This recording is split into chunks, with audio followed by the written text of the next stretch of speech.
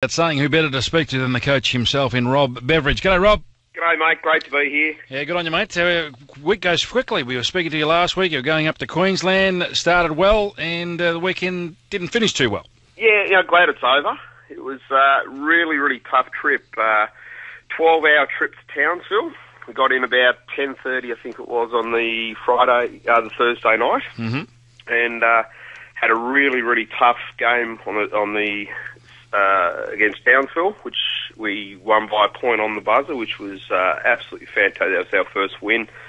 Then we had to travel up to Cairns, and we got in about 3 p.m. on the Saturday and played at 7:30 that night. So not an ideal preparation, but still pretty happy to come away with a split weekend. Well, we're on here as that bomb went in from Kevin Lish, and Barra called it. You've never heard a man more excited, Rob, I can tell you. It was great. It really was. Townsville have won, out of 15 games last year, they won 14 home games. So they're extremely tough at home. And for us to win that way was great. We played Townsville pre-season. They actually hit a 3 on the buzzer as well to beat us, so it was great revenge for us.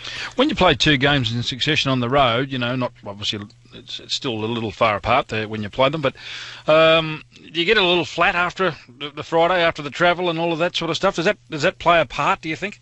I think that was a huge part, and this is new to me. That was my first big road trip, and to see what the Wildcats have had to go through is just amazing. And as I said, it was very difficult. We lost Paul Rogers on that Friday night as well. So Martin Catalani got knocked out during the game. He was in Gaga land the next day as well. So we definitely, I think we struggled for those reasons on that next game. So how bad is Paul Rogers? Well, right now, what had happened was at training during the week, he landed on his elbow, and his elbow just blew up. I've never seen anything like it. It was like this big, huge melon on the end of his elbow. And so he had that drained, and he played the game. During the game, he came down. He just got on the court in the first few minutes, came down, got shoved, landed on his elbow, and pretty much he just screamed. As soon as he hit the ground, he screamed, and he just got up and ran off, and our physio actually had to chase him off the court to see what happened. Crikey. So we thought that he's just landed on his elbow. And in fact, it wasn't his elbow. It looks like he has a tear in his tricep. So we couldn't get anything done in Townsville or Cairns. So we had scans done, an ultrasound done yesterday, which came back inconclusive. So the doctor saw him today, and as soon as he saw the elbow with all the inflammation, tried to drain the fluid again, and straight away said, no, you need surgery. So where it's at is he's in the hospital as we speak in South Perth, having his bursa taken out of his elbow. We've had to have further MRIs done on his tricep to see what the damage is there and what severity it is. Crikey. So what's your best guess of the time on the sidelines? Well, right now I'm hoping that it'll only be a couple of weeks with the infection.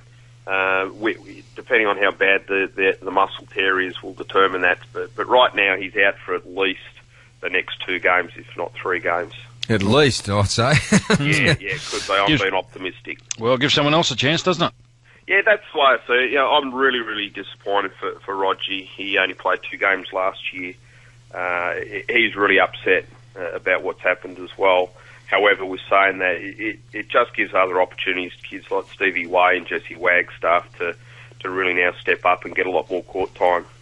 The pressure's on now, isn't it? So you got 5 home games in a row, which is astonishing. You just got to win most of those now, don't you, to just get the season up and rolling and where you want to be?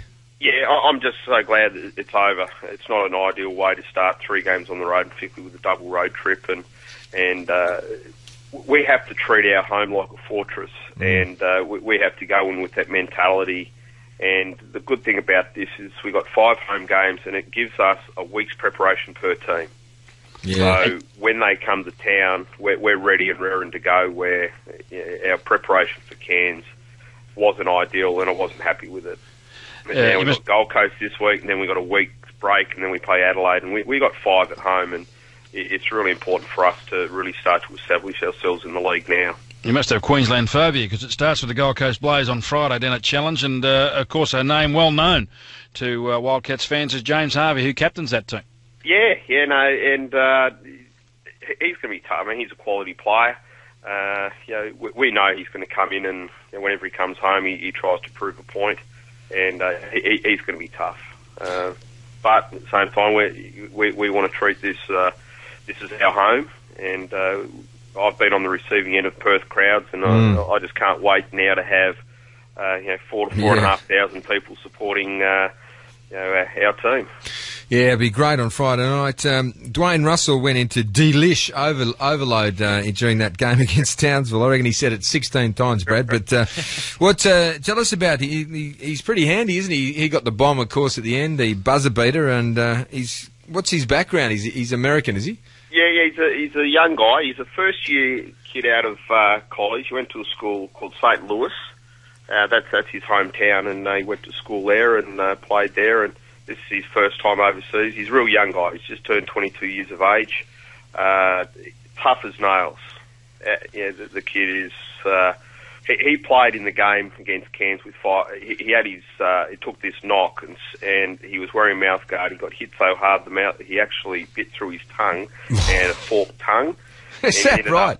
He ended up having 5 stitches in his tongue during that game. But yeah, he was a leading scorer against Townsville, leading scorer against Cairns, and he's just a great kid, finding his feet now. He understands what the league is. He's no longer playing college basketball against people his own age. He's now in the senior ranks, and I'm really pleased that he did have a couple of big games on the weekend. It'll be good for his confidence. It's good to hear. And not only is it a challenge for the players, but Joey Wright, who coached the Bullets to a championship the year before they folded, I mean, it'll be a good test for you. Yeah, no, it will be. He's a very good coach and great reputation, and he's recruited a very, very good team. I believe I've recruited a good team as well, and there's definitely going to be a situation where I want to kick his butt as much as he wants to kick mine. Sounds good. Well, mate, good luck on Friday, the first of the 5 home games, as Barra said, and let's hope that Paul Rogers isn't out on the sidelines for too long, but in the meantime, the team can win some games and make sure he's there at the business end. Yeah, that's the plan. I wish him all the best. As I said, he's in hospital right now, and we'll know more tomorrow about how bad his other injury is, and we're all thinking of him. Rob, thanks for your time, and good luck to the Wildcats. No worries. Rob Beveridge there from the Wildcats.